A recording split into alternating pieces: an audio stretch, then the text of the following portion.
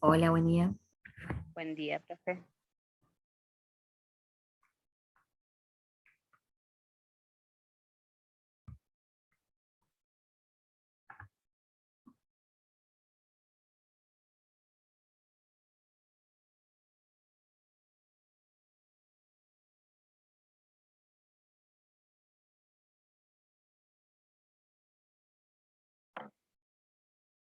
Buen día, profe. Buen día. Ahí cambió el nombre, perdón.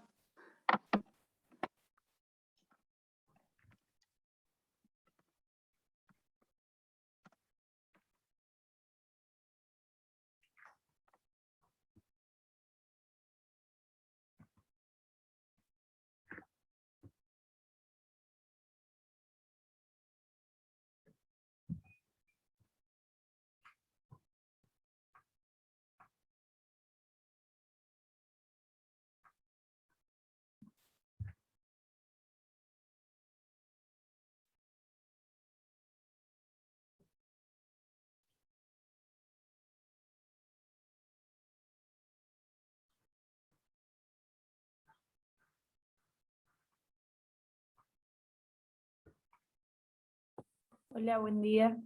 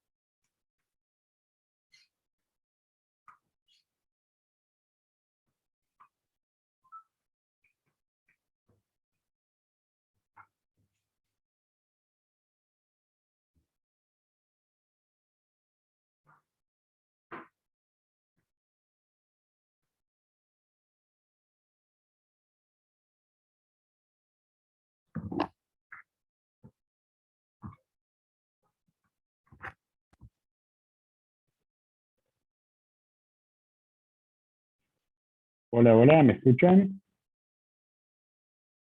Sí, profe. Buen día, les pido disculpas por Buen día. haber estado con algunos problemas de dispositivo. Bueno, vamos a comenzar. En la clase de hoy va a ser un poco más corta porque tengo que retirarme antes, así que vamos a cortar 10 menos 10. ¿eh? Igual vamos a avanzar todo lo que podamos. Bueno, la clase pasada terminamos con esta introducción al pensamiento de Durkheim, sobre todo en lo referido a esta intercepción, este espacio en el que se despliega la teoría durkheimiana entre una concepción general de la sociedad organicista, la sociedad como un todo orgánico, biologicista,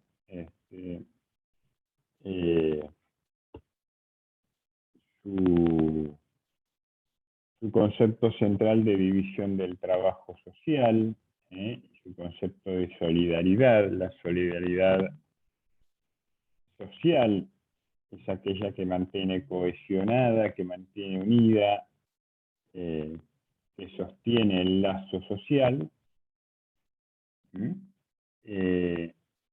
Y sobre todo en las sociedades capitalistas avanzadas, la que prepondera, la que predomina es aquella solidaridad que se basa en lazos abstractos, ¿no? En funciones. Por eso también es un funcionalista. Esa solidaridad orgánica, por contraposición a la solidaridad mecánica, que está basada en vínculos personales más estrechos. más de cara a cara, del cuerpo a cuerpo. El otro eje en el que se desplegaba la teoría de Durkheim, como vimos, es aquel que tiene que ver con los modos del conocer, y para Durkheim claramente la sociedad como objeto social, los hechos sociales, son como cosas, y son en ese sentido asimilables a los hechos de la naturaleza. Por eso para Durkheim, buen positivista al fin, no hay distinción entre ciencias naturales y ciencias de la historia, o como le llamaban en la época las ciencias del espíritu. Ciencia hay una sola, como la madre, para Durkheim. No hay manera de distinguir la una de la otra. La sociología como ciencia se dedica a estudiar los hechos sociales. Bien, esta breve y ajustada síntesis de lo que vimos en las clases pasadas nos da pie para introducirnos ahora sí con un historicista de fuste,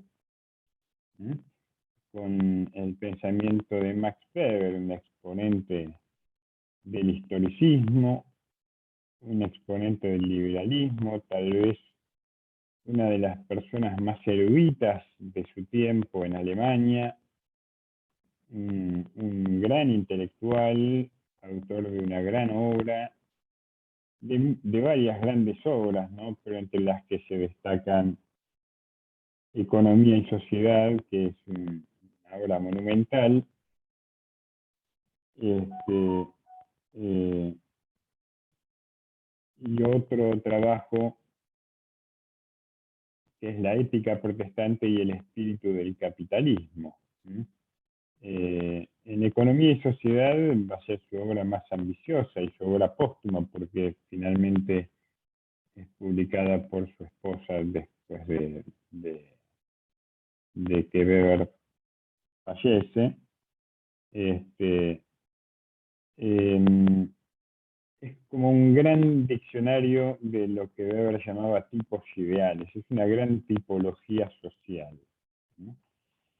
Y ahora, si podemos hoy, y si no, la clase que viene vamos a terminar o avanzar un poco sobre las particularidades de la teoría de Max Weber. Pero podemos decir que Max Weber tiene una manera muy particular, como es historicista y como es además un comprensivista, que los hechos de la historia o de la sociología no están sometidos a las reglas ni a leyes como los hechos naturales. El conocimiento de lo social es un conocimiento probabilístico, es un conocimiento aproximado. Y ese conocimiento lo podemos tener a través del análisis, de la comprensión, por eso dice sociología comprensiva, que también es sociología subjetiva, porque de lo que se trata al fin es de comprender la intencionalidad, el sentido que los individuos le imprimen a sus acciones. Como para Max Weber, la sociedad no es algo externo al individuo, no es algo exterior al individuo, como sostenían Marx y también sostenía Durkheim, no es algo que esté fuera de la naturaleza del individuo, sino que está construida por la sumatoria, por el cruce de acciones y de relaciones sociales. Y esas acciones son individuales. Esas acciones son individuales y están determinadas por el sentido que los sujetos ¿sí? Y otorgan estas propias acciones. Yo no quiero perder más tiempo. Las chicas que tienen que exponer hoy, las chicas y los chicos del grupo que tienen que exponer hoy, están ya listos para salir a la cancha.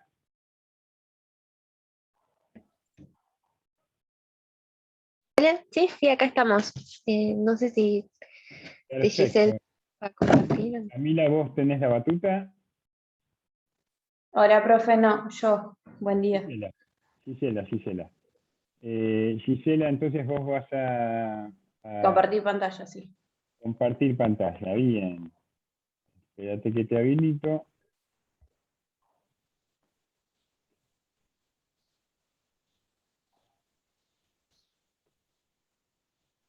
Estamos listos, cuando quieras.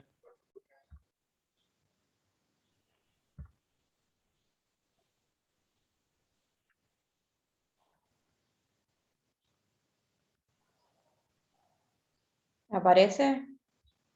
Aparece. Bueno, eh, voy a empezar yo. Estamos Giselle y Liliana en el grupo 7. Vamos a presentar a Max Weber. Yo voy a comentar un poco acerca de su biografía. Ujú. ¿Se escucha bien? ¿Se escucha escucha bárbaro. bien? Sí. Sí, se escucha bien, sí, sí. Fíjense Eh, en detalle cómo Max Weber estaba, cómo las modas se repiten ahora, ¿no? El corte de pelo, la barba que tiene Max Weber, bien podría ser un modelo publicitario de nuestros días. Puede ser.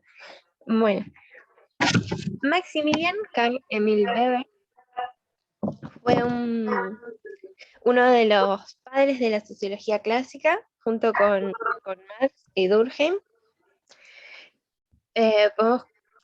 Sabemos de él que fue sociólogo, historiador, economista y politólogo alemán. Tiene una gran trayectoria teórica en cuanto a su estudio y su trabajo. Él, a pesar de ser reconocido como uno de estos grandes sociólogos, él se reconocía más como historiador, ¿no? Ya que la sociología y la historia eran disciplinas que convergían para él, que van como en un mismo camino. Bueno, volviendo un poco a su historia más personal, él nace en 1864 en Múnich, Alemania, como dice ahí el Power. Él viene de una familia adinerada, burguesa, Les voy a pedir perdón a los que tengan el micrófono abierto que lo puedan cerrar, porque está entrando bastante ruido. Yo me... Ahí está, sí, continúo. Bueno, como comentaba, viene de una familia acomodada, es hijo de Ellen y Max Weber padre, mayor de sus 7 hermanos. Hay que, el ambiente, acá comentamos, el ambiente familiar estaba inmerso en la política y bastantes debates académicos, por lo que Max Weber padre, además de ser parte del Parlamento alemán, como dice ahí, era jurista y politólogo destacado del Partido Liberal Nacional de la época de Bismarck, y fue protestante también. Entonces, como podemos asumir que Max Weber, hijo, creció dentro de un contexto en donde los debates académicos, las discusiones políticas, se daban, eran fomentadas. Bueno, sí, continuando con sus estudios, él estudió en la Universidad de Heidelberg, Berlín y Gotinga, interesándose especialmente por el derecho, la historia y la economía, además de que le interesaba la filosofía y la política, y por donde, no, está bien, por donde él encaminó su recorrido teórico. Además, en su trayectoria laboral, él se trabajó en bastantes universidades, en la Universidad de Berlín, en la Universidad de Friburgo y la de Heidelberg. Además de, bueno, otras fuentes mencionan otras universidades en donde trabajó luego, como la de Viena o la de Múnich. En 1893, él se casó con Marianne Schitger, quien también estaba en el ámbito acerca de lo teórico en cuanto a lo social. Leí ahí que ella es era socióloga también, historiadora, tenía ciertas posturas feministas, mucho no se la reconoce quizás, pero era su compañera, ¿no? En 1897 fallece el padre de Weber, que, bueno, se ve que le dejó cierto costo en su salud mental. A veces quizás, como dice ahí, lo lleva a abandonar un toque su docencia y algunos trabajos académicos.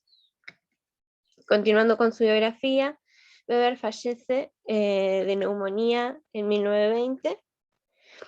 Esto quizás leí que lo relacionaban en cuanto a lo que fue la gripe española, esa pandemia que, que azotó Europa en 1918, ¿no? Podemos asociar su neumonía con... Bueno, menciona también el Power, el dato de color que comentaba el profe al inicio, que fue su esposa, y aquí con ayuda de algún traductor, quienes publicaron las obras que él no llegó quizás a terminar y a publicar, como fue Economía y Sociedad. Y Talcott Parsons, que es uno de los grandes traductores de la obra de Max Weber, era un sociólogo norteamericano posterior a Max Weber, digamos, fue un sociólogo muy importante, sobre todo durante la primera mitad del siglo XX, hasta la década del 60, 70, un sociólogo muy influyente y el creador de una escuela que se llamó el estructural funcionalismo.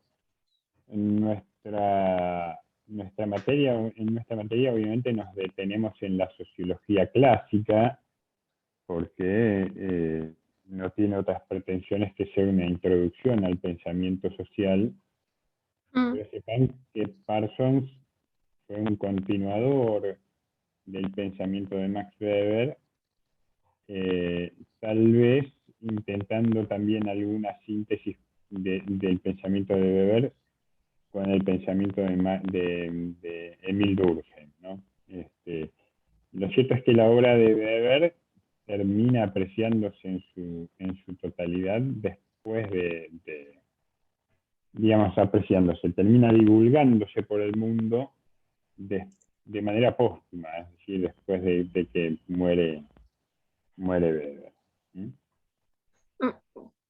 Bueno, acá continuamos un poco hicimos como un listado de su recorrido teórico, algunos aportes que él fue haciendo a lo largo de los años. Empieza en 1889, cuando él tenía más o menos unos 25 años. Presenta su tesis doctoral, Historia de Empresas u Asociaciones Comerciales Medievales, ¿no? Y los años subsiguientes va analizando, como muestra ahí, cierto recorrido acerca de cuestiones más laborales, ¿no? Los trabajadores del campo de Alemania, acerca de economía, estudios sobre trabajos rurales, como que va haciendo un poco un desarrollo ahí. Acá otro del Power quizás podemos destacar que en 1905 es donde él publica La ética protestante y el espíritu del capitalismo, donde hace un desarrollo teórico de varios aspectos fundamentales del capitalismo occidental moderno, además de escribir sobre también cuestiones más epistemológicas de las ciencias sociales y la política social, ¿no? También podemos leer que hay ciertas fuentes que mencionan más su lado de hacer su desarrollo más por el lado religioso. Y él también escribe sobre el protestantismo y lo relaciona con el capitalismo y eso. Hay como un gran aporte. En los otros 10 años, Fíjense lo siguiente, perdón que te interrumpa, pero hay un hilo conductor tal vez eh, entre, entre Marx, Durkheim y Weber en cuanto a la importancia que le dan al fenómeno religioso, ¿no? A la religión como y su carácter performador de la conciencia social, de los cambios sociales. Marx pone toda la religión prácticamente dentro de una misma bolsa y dice, va a decir, la religión es el opio de los pueblos, ¿no? La religión está siempre al servicio de la dominación de un sector de la sociedad por el otro, de una clase por la otra. Durkheim va a haber un efecto positivo en la religión en la medida en que la religión es un elemento formador del espíritu de una sociedad, de una época que contribuye fuertemente a sostener el orden moral, el orden moral de una sociedad y por ende a fortalecer el lazo social. Augusto Comte, que fue de alguna manera el mentor, el maestro de Durkheim, sostenía que había que hacer una nueva religión laica, ¿no? Una de las obras de Comte se llama El Catecismo de los Industriales, ¿no? Que hay que hacer una nueva religión que se base en las ideas, en las ideologías de los industriales, ¿no? Que lleve por bandera y por insignia la idea de progreso, ¿no? Que las sociedades no pueden vivir sin algún tipo de creencia, de religión, y entonces Durkheim, por un lado dice en los estados-nación modernos, esa función que cumplían las religiones la va a cumplir la escuela, ¿no? Es introducir a los niños en la vida social, en la vida social moderna. O de otra manera, es conformar, dar forma, fortalecer eso que él llamaba solidaridad orgánica en la sociedad. Max Weber también le va a dar un papel muy importante a la religión, sobre todo a la religión protestante. Max Weber venía de familia protestante. Recuerden ustedes que en las primeras clases, cuando comenzamos a caracterizar el mundo moderno,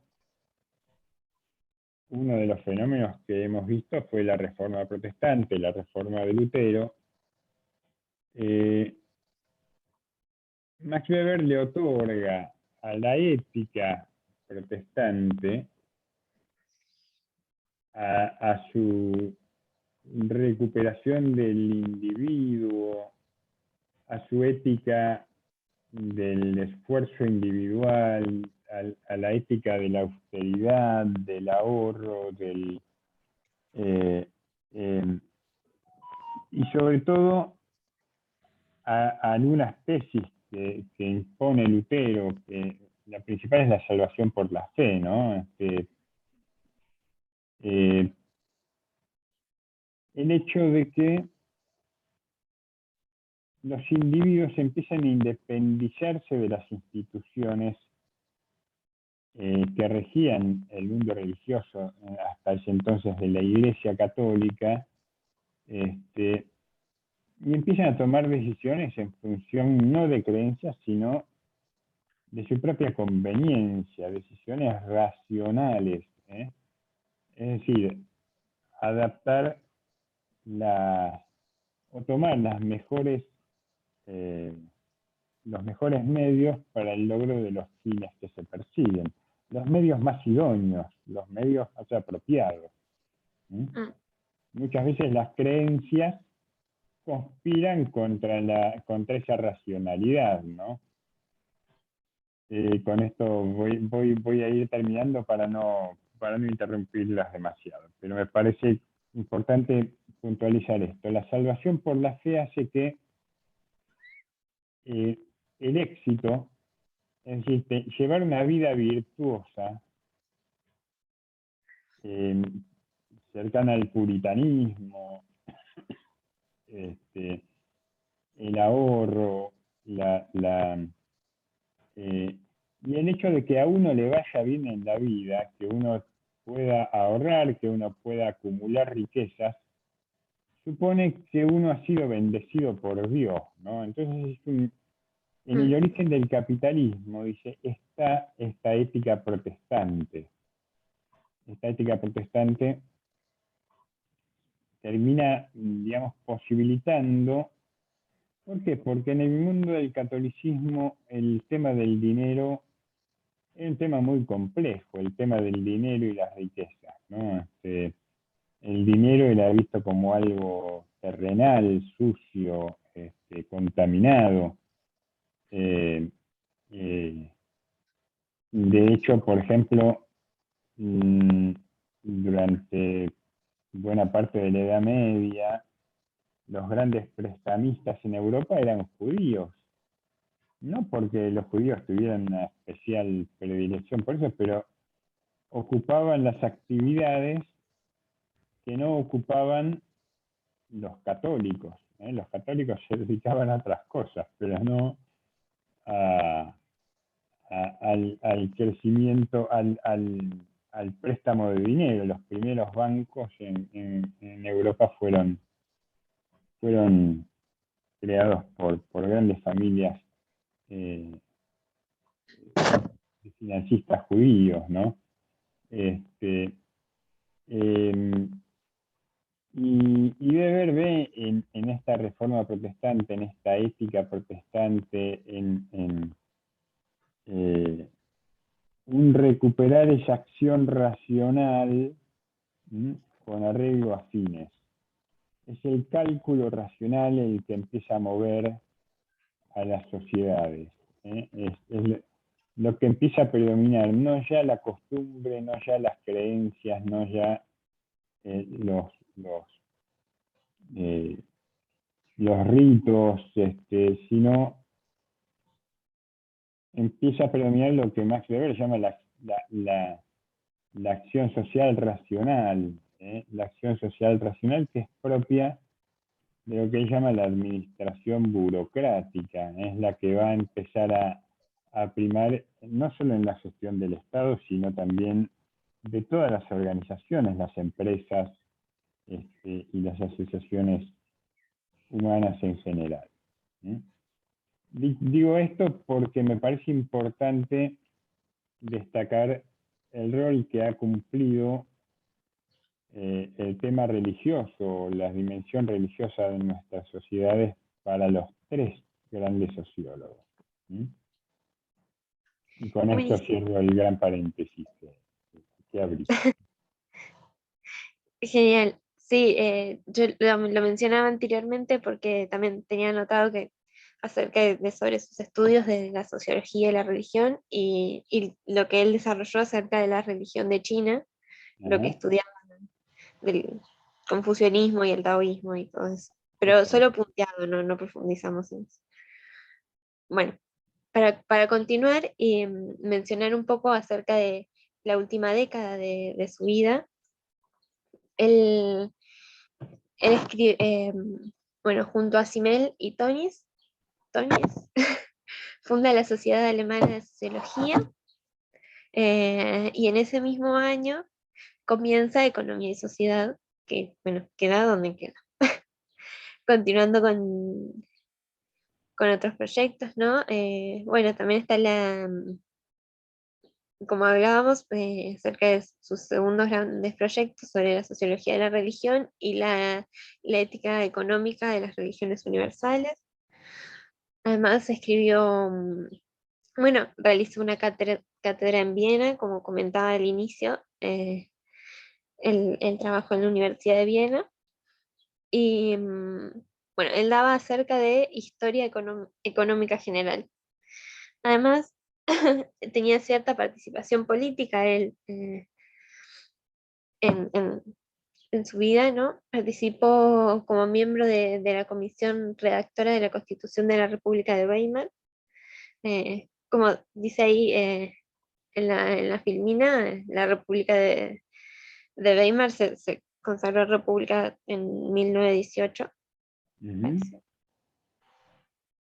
Sí, Y la República de Weimar es la unidad política que sucede al Imperio Alemán, ¿no? sí, Cuando cae el Imperio Alemán después de la Primera Guerra Mundial, se disuelve el imperio, abdica el emperador, el emperador es destituido, creo que Guillermo III, si no me equivoco, el Kaiser, y en mm, 1918 se proclama la República en Alemania. La unidad política que sale de esa constitución se llama también, se la conoce como República de Weimar.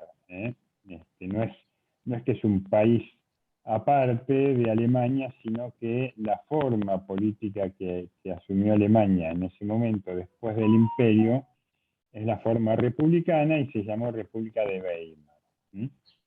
Este, eh, en ese momento también, en paralelo, se dan las negociaciones, como bien señalan ustedes acá, que conducen al Tratado de Versalles, que es el tratado que pone fin a la Primera Guerra Mundial y que Alemania firma en condiciones muy humillantes y muy desventajosas. Por eso el Tratado de Versalles indignó a Max Weber, porque Alemania en ese momento tenía la autoestima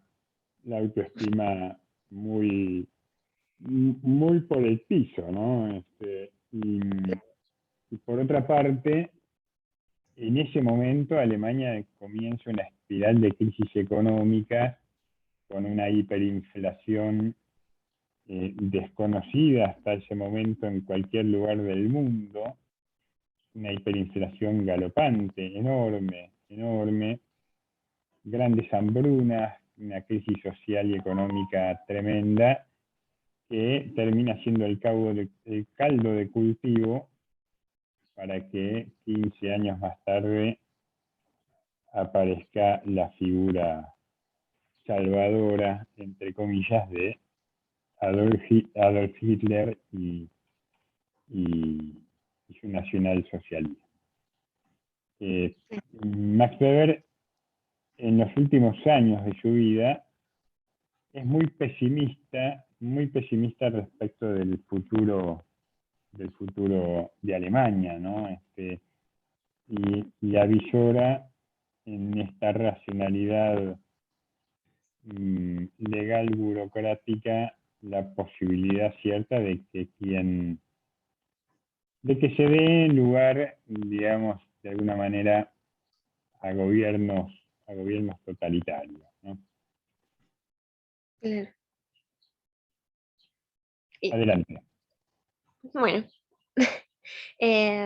un poco para continuar y dar cierre a esta parte de su biografía. eh, Volvemos a comentar que acá Weber muere a los 56 años, más o menos, bastante joven, y, y culmina cuando deja a medio término los ensayos que tenía, además de que presentaba la impresión acerca de la sociología de la religión, ¿no? Esos ensayos. Para más adelante mis compañeras van a profundizar un poco más en los conceptos que él desarrollaba, las ideas que él daba. Así que Uh-huh. puedo ir dando paso a Lili, que va a seguir. Buenos días. Adelante. Buenos días. Bueno, vamos a hablar un poco acerca de este surgimiento del pensamiento weberiano en el contexto social y político, ¿no? Ujú. Siendo él un pensador de transición por esta tardía unificación alemana, tras de 1871 con la victoria de Prusia, ¿no? En la guerra franco-prusiana. Bueno, también hubo un Estado autoritario y centrado en la dimensión militar y administrativa más que en lo político. Vemos también las diferencias entre regiones tanto occidentales por la industrialización, modernización y una Prusia con atrasos económicos, agrarios. Dado esto, también la emigración de los campesinos alemanes hacia el oeste industrial y por la demanda de mano de obra agrícola en la producción de granos, bueno, fue a su vez que los polacos se trasladaron a la economía agraria. Estos procesos se ven y se analizan en el estudio de una de las obras que realiza con los trabajadores al este del Elba. Claro. Ahí analiza los comportamientos económicos y estas elecciones que tenían los campesinos migrantes, ¿sí? Asociándolos con los nuevos valores de la libertad, del trabajo asalariado. Poniendo todo esto manifiesto de las diferencias que tenía con Inglaterra y Francia, y evidenciando de esta manera el problema alemán que era la transición justamente al capitalismo, ¿no? Seguimos por la siguiente. Un poco las controversias por este método en cuanto al contexto intelectual, vemos, por ejemplo, por economistas de la Escuela Histórica Alemana de Economía, que tenían acerca de las teorías de la economía política clásica. Por ejemplo, en la concepción del actor económico, bueno, esto eran seguidores de Adam Smith, de esta política clásica, ¿no? Adam Smith decía que el comportamiento natural del hombre y la interacción al libre mercado generaba mayor beneficio económico. Entonces, el actor económico era egoísta, racional, maximizador de ganancias, mientras que en la escuela, para ellos es un actor portador más bien de creencias, sentimientos y valores, que influía esto en sus decisiones. En cuanto a los fenómenos económicos, el universo iba en búsqueda de la maximización justamente de la ganancia, mientras que en la escuela dependía este universo de complejas relaciones económicas, sociales, políticas, culturales, religiosas, ¿no? Tal cual. En la ciencia, en las concepciones estas eran abstractas, ahistóricas, deductivas, con supuestos no demostrables empíricamente, mientras que en la escuela era concreta, históricamente determinada, inductiva y empírica. También vemos por la parte política del Estado, en la teoría política clásica, que tenía las mínimas intervenciones, que esto no alteraba los mecanismos del mercado. Pero para la escuela, el Estado era interviniente en la cuestión social como una política pública. Y por último, por el capitalismo, era un orden social que debía evolucionar a todas las sociedades, pero para la escuela, esto dice que requería más bien de una explicación en cuanto a su origen y desarrollo, ¿no? Estos marcos tuvieron lugar en la obra que realiza en cuanto a la objetividad cognitiva de la ciencia social y la política social de 1904, ¿no? Es muy importante esto que estás señalando, Liliana, muy importante y muy pertinente, porque a Max Weber se lo conoce tradicionalmente como un pensador liberal, ¿no? Pero es un pensador liberal a su manera. Vemos que no encaja el pensamiento de Max Weber en la columna de la teoría económica política clásica del liberalismo económico clásico de Adam Smith, de David Ricardo, sino que tiene una concepción particular. No es claramente, tampoco es un socialista, ¿no? En el sentido que podía hacerlo Marx, pero introduce en el juego una mirada que va más allá de lo meramente económico. El hombre no es solo un sujeto económico, sino que es un sujeto cuyas acciones, cuyas acciones están guiadas por un sentido que no siempre es el de la maximización de la ganancia, no siempre es el de sacar ventaja, no siempre es el del cálculo y la especulación. La vida de los seres humanos está también guiada por otras concepciones, por otras creencias que le dan cohesión, van entretejiendo el tejido social, ¿no? Las creencias, las normas morales, las costumbres, las particularidades que tiene cada sociedad en cada momento histórico, van determinando esas características propias que tiene cada cultura, cada sociedad en particular. Por eso la escuela histórica alemana en la que abreva Max Weber se va a oponer a esta idea de la teoría económica clásica, de la economía política clásica, de que el orden natural tiende a evolucionar a todas las sociedades, ¿no? El capitalismo es el punto de llegada inevitable de la evolución de todas las sociedades. Max Weber va a decir, no, el capitalismo es un producto histórico y se vio en Europa y se empezó a consolidar a partir del siglo XV, solamente en Occidente, porque confluyeron un montón de otras cuestiones que no tienen que ver con lo económico, porque hubo una reforma protestante, porque, bueno, esto que nosotros vimos, no confluyeron un montón de fenómenos históricos sociales que le dieron forma, que hicieron posible su emergencia y su consolidación y su diseminación. El humanismo, la Revolución Francesa, la Revolución Industrial, contribuyeron a consolidar, convergieron en un momento y en un lugar dado. Relaciones de producción capitalista hubo en otros momentos de la historia. Durante el Imperio Romano existía algunos sectores de la economía donde había propiedad privada de los medios de producción y trabajo asalariado. Sin embargo, no fue durante el Imperio Romano que se impuso el capitalismo como modo de producción dominante.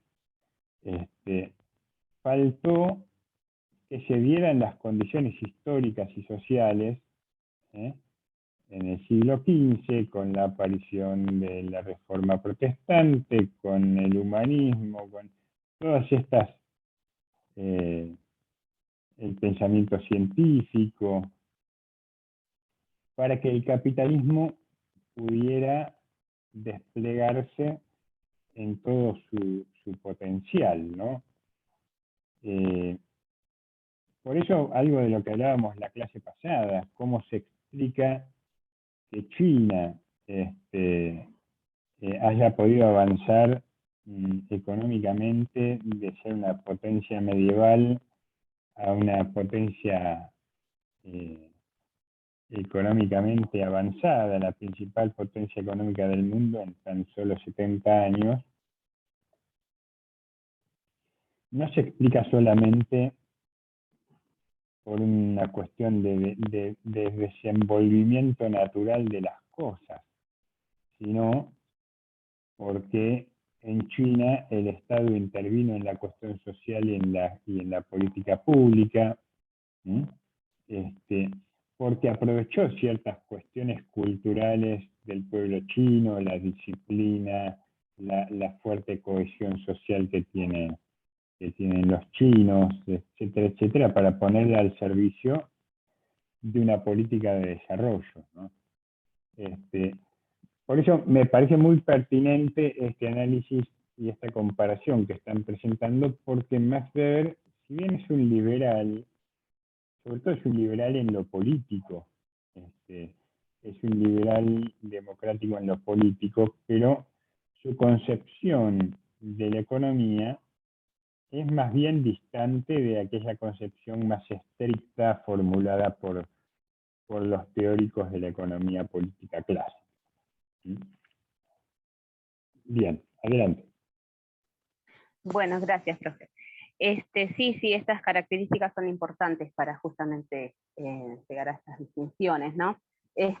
Bueno, esto también dice que este marco tuvo una importancia, ¿no? Por las preocupaciones en las que después luego desarrolla la ética protestante y el espíritu del capitalismo, ¿no?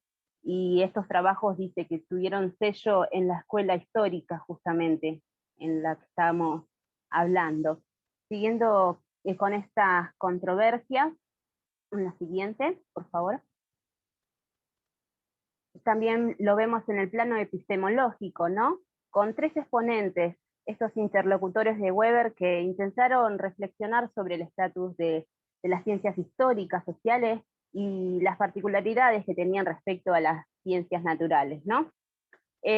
Bueno, estos 3 trabajaron y estudiaron en las mismas institutos, por ejemplo, de Heidelberg, Friburgo y Berlín. 3 de ellos son Bilstein, Windelband y Ritter. Este primero, por ejemplo, la diferencia lo realiza entre las ciencias naturales y del espíritu, se centraba en el objeto, ¿no? Tanto externo como interno. De esta manera se alejaba del positivismo, de la tradición romántica y contra la filosofía de Hegel. Bueno, con Hindelband la distinción la determinaba por el fin cognoscitivo, llevándolo a clasificar de las ciencias nomotéticas, que son las leyes generales, de las ideográficas, es donde ahí se concentra, por ejemplo, la especificidad, particularidades y singularidades de los hechos. El último, que es Ricker, es alumno de Windelband. La diferencia lo realizaba en campos de trabajo delimitables definidos por el valor. La relación de valor, si se presentaba, por ejemplo, en la naturaleza, donde se ausentaba, mejor dicho, y en la ciencia de la cultura, donde se presenciaba la relación del valor, a lo que él denominaba la pertinencia valorativa, pero con carácter absoluto. Dice que va a tener valor si tiene alguna significación cultural para quien aborda con fines de conocimiento. Esta filosofía de carácter absoluto es una filosofía de Kant, en verdad. Bueno, pero en la siguiente filmina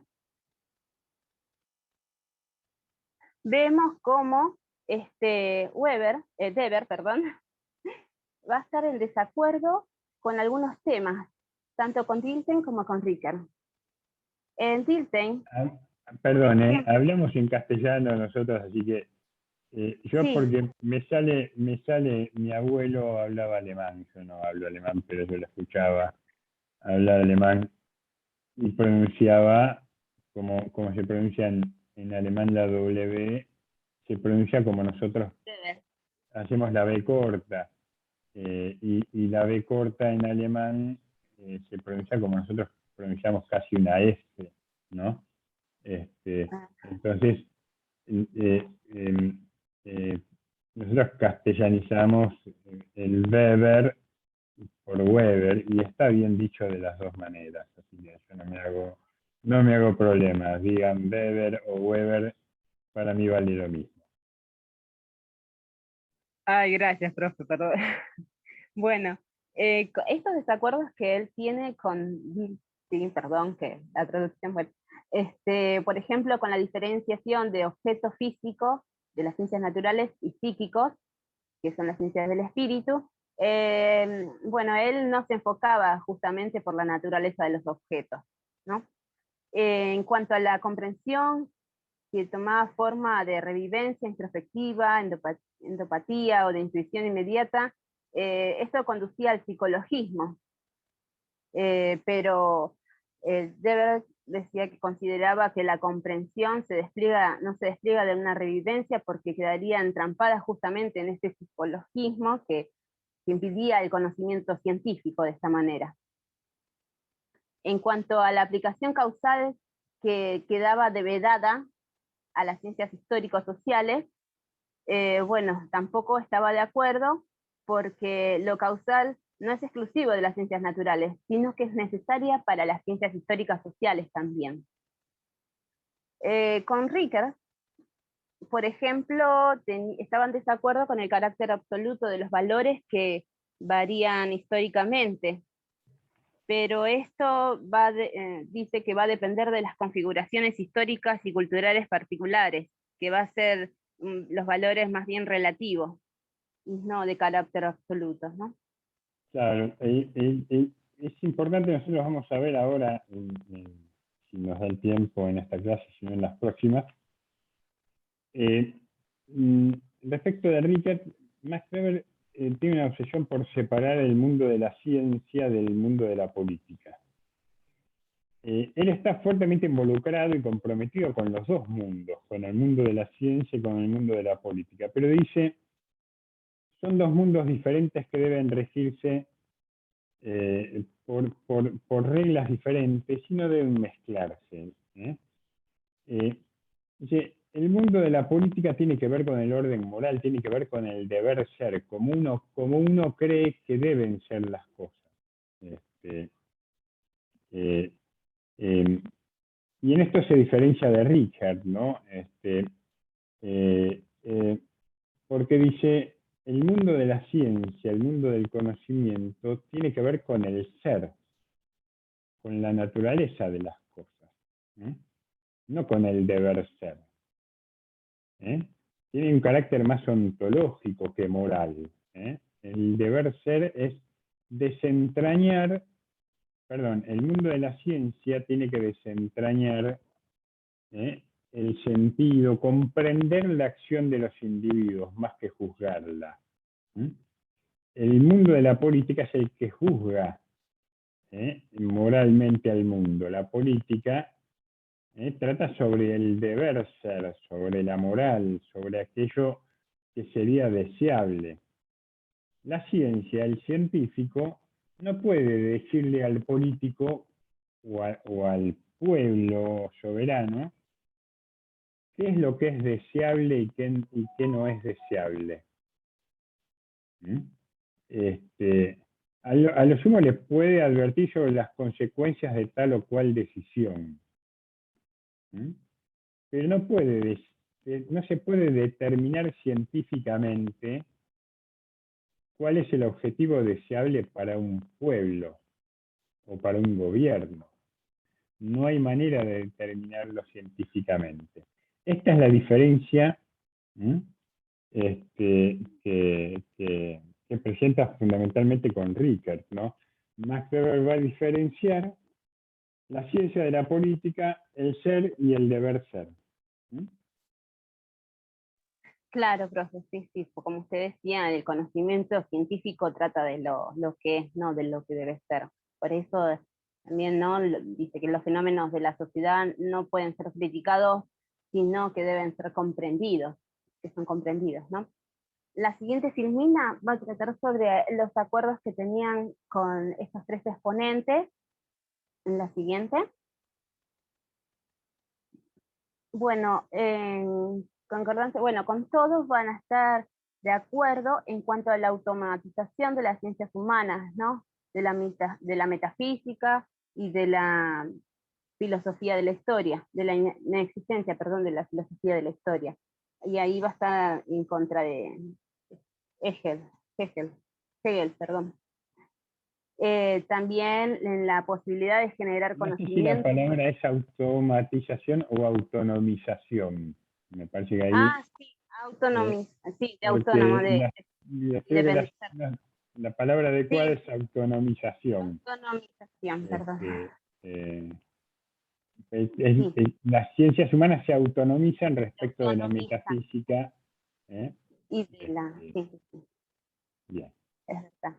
Bueno, también sobre la posibilidad de generar conocimiento sobre el mundo humano, ahí estaría en contra de Kant, y la especificidad del método de las ciencias histórico-sociales, ¿no? No admisible al de las ciencias naturales, que estaría en contra del positivismo, en este caso.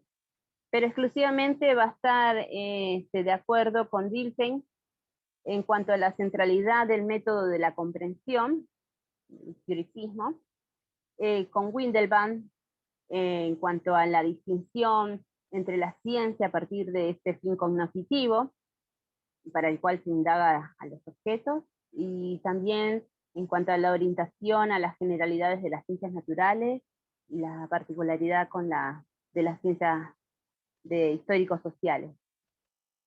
Y por último con Ricker, estará de acuerdo en cuanto a la relación del investigador con los valores, y bueno, es la noción crucial de esta pertinencia valorativa, que es importante, ¿sí? Y todas estas características son las que van a, bueno, tras el surgimiento, a la distinción de otros pensadores, ¿no? Va a ser importante y lo va a definir como tal en este pensamiento weberiano, ¿no? A continuación mi compañera va a seguir con la sociología que tiene con Weber. Adelante. Buen día a todos. Yo voy a hablar un poco sobre la sociología y la relación con Max Weber. Bueno, Weber se relaciona con la sociología por la acción social. Es un concepto bastante fundamental que él lo va a argumentar a lo largo de su desarrollo, debido a que lo usa para entender el cambio en las sociedades por medio de la interpretación. Va a tratar de explicarla, desarrollarla, dejando en evidencia la causa y efecto de la misma, o sea, la razón y motivo. Por medio de la acción social, primero va a partir por lo que es la acción, como toda conducta a la que el individuo enlaza con un sentido subjetivo, sentimientos o impulso, y en cambio la acción social es la acción que toman algunos en sentido de la conducta de otros individuos, las cuales pueden ser presentes o futuras. La importancia de la acción social para Weber es importante ya que sirve como elemento clave para la sociabilización de los sujetos, permitiendo relacionarse e intercambiar ideas, llegar a acuerdos o desacuerdos, y yo diría el típico a favor y en contra de algo, ¿no? La acción social se basa en probabilidades de la regularidad empírica, usando la misma para satisfacer necesidades. Ahora Weber también nos dice sobre los tipos de ideales de acción social, que hay 4, los divide por racionales: acción racional con arreglo a fines, en relación a medios fines. Hay una acción en la que los medios y fines son sopesados racionalmente, examinando ventajas y problemas. La acción racional con arreglo a valores está motivada ya no por un fin racionalmente sopesado, sino por un valor, motivados por un componente axiológico, valores y juicios. Después habla sobre las irracionales, que son la acción tradicional, que es una acción que está al límite, porque la repetición se ritualiza, se hace costumbre, entonces el sentido subjetivo está puesto en el sentirse parte de una cultura compartida. Y la última es la acción afectiva, es aquella cargada de emotividad, dominada por una completa irracionalidad, en la que no hay tan siquiera evaluación en las consecuencias de la conducta. Mi compañero iba a seguir con un poco sobre la relación social, Marian, pero no sé, no sabemos qué pasó y no sé si quiere que lo diga yo o la dejamos para ella aparte, la próxima clase.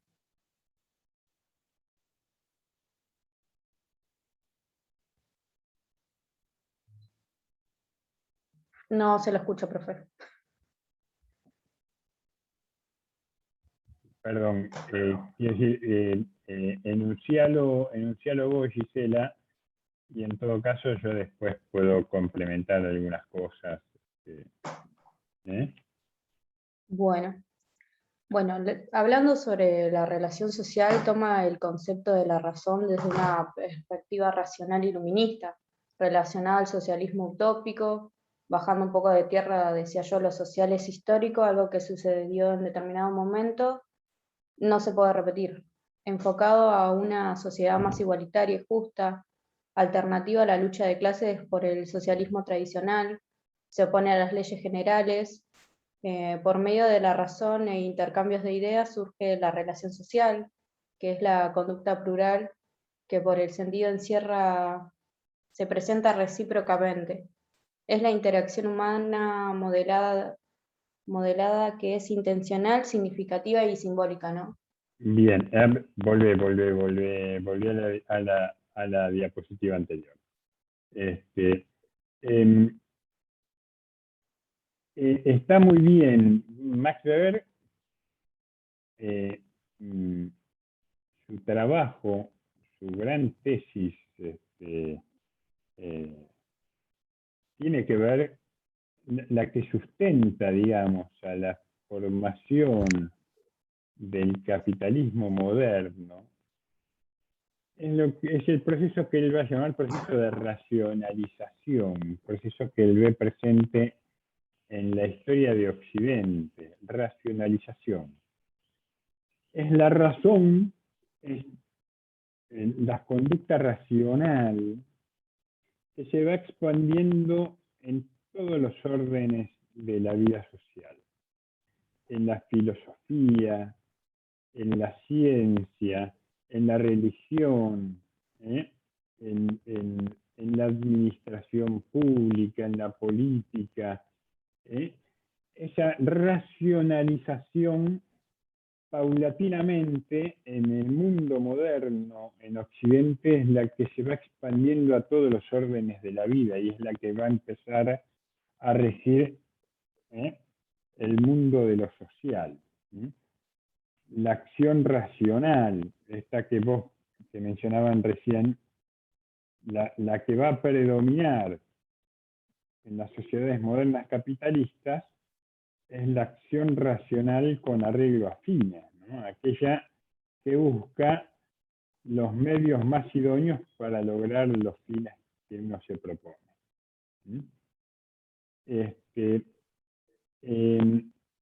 Una relación social para Max Weber es una acción cuyo sentido está referido de muchos a muchos, es decir, supone un carácter de reciprocidad de la acción social, de reciprocidad de la acción social. Como está acá en el tercer párrafo, es la conducta plural, ya no es una conducta individual, sino es una conducta de muchos a muchos, que por el sentido que encierra se presenta recíprocamente, es decir, hay un ida y vuelta en una relación social, si no, no sería una relación. Si bien la acción social es individual, la relación social es plural y es recíproca, supone por lo menos la presencia de dos individuos, una acción y una respuesta. La relación social es la interacción humana modelada que es intencional, significativa y simbólica. Intencional, significativa y simbólica. Dice, toda relación social supone una intención. Desde un club de fútbol, un club de barrio, una como asociación ilícita, una organización criminal o una universidad o una escuela, suponen ciertos tipos de relaciones sociales. Las acciones están modeladas con cierto tipo de intencionalidad que es significativa. Esa intencionalidad tiene un significado y por ende se puede interpretar y es simbólica. ¿Sí? Se expresa siempre a través de signos y de símbolos. Ahora sí, pasa a la otra filmina. Bueno, ahora ahí vamos a hablar sobre Weber y la dominación Perdón, legítima. voy a hacer una observación. Sí, Max Weber, entre los tipos de relación social, va a prestar especial atención a las relaciones de dominación, que están en la base de la constitución de nuestras sociedades modernas, y sobre todo a la dominación legítima. Ahora sí. bueno. Partiendo de la dominación, podemos decir que es una dimensión legítima, todo basándose en la probabilidad de aceptación o no de la dominación. Por ello es legítimo, debido a que los sujetos van a ver en qué creer para aceptar la relación de autoridad propuesta, ¿no? Weber plantea tipos de dominación legítimos, dando la carismática, creencia en los fundamentos, atributos carismáticos, heroicos, particulares, sobresalientes del líder, la creencia en el carácter extraordinario de sus atributos. Después va a decir la tradicional, que se confía en el valor, en el peso, en la creencia absoluta de la tradición. La racional legal burocrática, legitimidad del dominio, siendo su fuente la creencia en la racionalidad de las reglas del juego. Y bueno. Volvé, por favor, que voy a hacer algunas acotaciones sobre esto. Está muy bien. Max Weber, así como los tipos de acción social que mencionaron hace un rato, la acción racional con arreglo a fines, la acción racional con arreglo a valores, la acción tradicional, siempre predomina alguna en un momento histórico, nunca se dan de manera pura y aislada, ¿no? En las sociedades modernas no es que la única acción posible es la acción racional con arreglo a fines.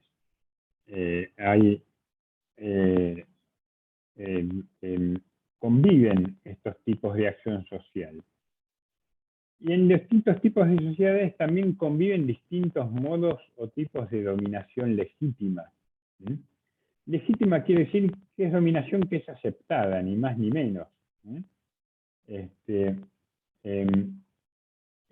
la aceptación de esa dominación.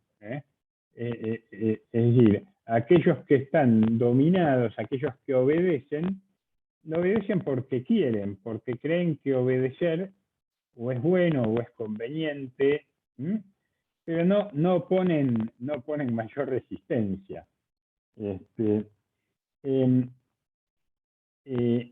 Estos tres tipos de dominación también conviven entre sí. Por ejemplo, podemos decir que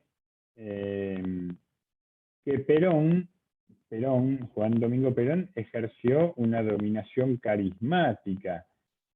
Tenía gran parte del poder del peronismo venía del magnetismo que ejercía la personalidad de Perón sobre las masas, ¿no? Es decir, las características extraordinarias que tenía ese líder y cómo ejercía ese liderazgo. Pero también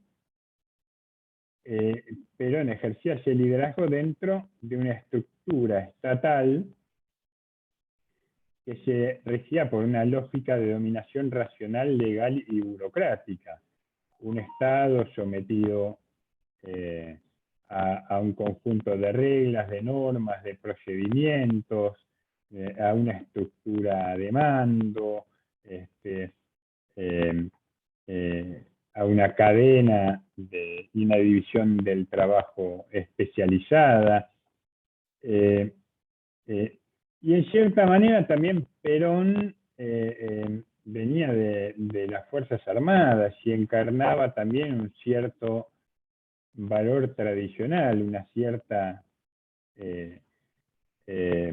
creencia en ciertas instituciones que se consideraban eran tradicionales a lo que se llamaba el ser nacional, ¿no? O aquellas marcas culturales que predominaban en una época.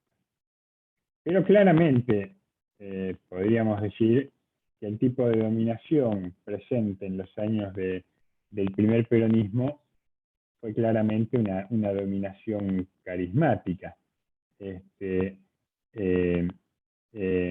Pero también podemos decir lo mismo respecto del radicalismo de Irigoyen, ¿no? Es decir, fueron dominaciones o sistemas de dominación que se basaron fuertemente en las características y el apego que iban recogiendo líderes que tenían características sobresalientes. Estos son tipos ideales. Vamos a ver la clase que viene. Max Weber en su método va elaborando tipos ideales. Dominación legal racional burocrática, dominación tradicional, son todas tipologías, tipos, clasificaciones que no se dan en la realidad de manera exacta y ajustada, sino que son aproximaciones, son etiquetas que vamos poniendo, pero que en la realidad estos fenómenos nunca se ajustan de manera total a esas etiquetas. Lo vamos a ver en la clase que viene. Y creo que tenían pendiente la última diapositiva. Sí, igual ya íbamos cerrando. Claro. Y nada, me quedé con esta frase que encontré ahí. El político debe tener amor apasionado por su causa, ética de su responsabilidad, mesura en sus actuaciones, ¿no? Y acá ya terminaríamos. Muy bien, excelente presentación, Liliana, Gisela, Camila y bueno, Marian, habrá que ver qué inconveniente tuvo. La verdad que las felicito, han hecho un muy buen trabajo en presentarnos la figura, la biografía y las ideas de Max Weber. Nosotros vamos a cerrar acá porque me tengo que ir rajando a vacunar a mi hija contra el COVID. Casualmente la vacunan en la UNCI, así que me voy para allá. Y nosotros nos estamos viendo hoy es martes, el viernes que viene. Profe, perdón, una consulta. El grupo que tiene que dar la película a Brasil, ¿cuándo exponemos? Brasil. Espérame. Y no le escribo por mail, así no lo hago perder tiempo. Escribime o mándame un WhatsApp. Bueno, yo ahora le escribo. Muchas gracias. Pero calculen, van a ser el último grupo que va a tener que exponer. Así que a fines de noviembre, la última semana de noviembre. No bueno, antes. gracias. Bueno, que tengan una buena semana por delante. Chao. Hasta luego. Chao, profe, gracias. Chao, profe.